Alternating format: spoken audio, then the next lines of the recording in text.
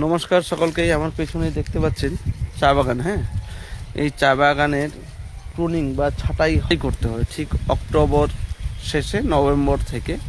হ্যাঁ, তো ছাঁটাই করার পরে কি সিচুয়েশন হয় বা গাছের চেহারা কেমনটা হয় সেটা আপনাদেরকে দেখাবো। তো একটু দেখুন। দেখতে পাচ্ছেন গাছটা, এই গাছটাকে ছাঁটাই করা হয়েছে। ছাঁটাইটা দেখুন একটা অ্যাঙ্গেল হিসাবে করা হয়েছে, সোজাসুজি করা হয়নি, অ্যাঙ্গেল হিসাবে এটাই করার নিয়ম।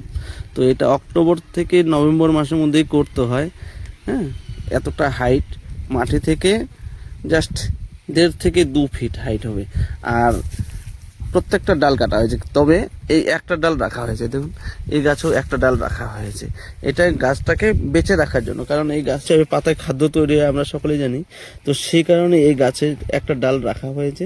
এবং এই সময়টা গাছে হচ্ছে আপনাদের জৈব সার প্রচুর পরিমাণে দিতে হয়। জৈব সার হিসাবে গোবর সার প্রচুর পরিমাণে দিতে হয়। কোদাল দিয়ে কুপিয়ে দেওয়া হয়। তো তবে এই যে দেখতে পাচ্ছেন আকাশি কালারের সুন্দর একটা কালার দেখা যাচ্ছে, প্রলেপ দেখা যাচ্ছে, এটা সেরকম কিছুই নয়। এই গাছে কাটা অংশে যেহেতু কাটলে কাটা ছেঁড়া, হ্যাঁ, থেকে আমাদের ব্যাকটেরিয়া জনিত রোগ বা ছত্রাক জনিত রোগের প্রলোভন দেখা দিতে পারে।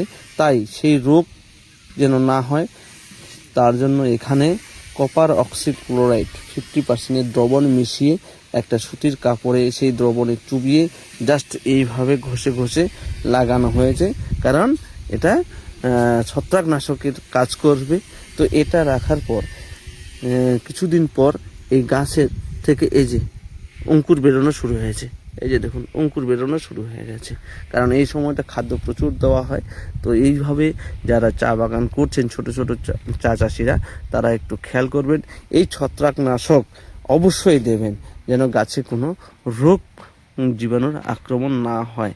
তাই আমি বলবো, যারা যারা চাষ করছেন এইভাবে চাষ করবেন। এবং ভিডিওটি দেখার জন্য আপনাকে অসংখ্য ধন্যবাদ, বা আপনাদেরকে সকলকে ধন্যবাদ জানিয়ে আমি ভিডিওটি শেষ করছি।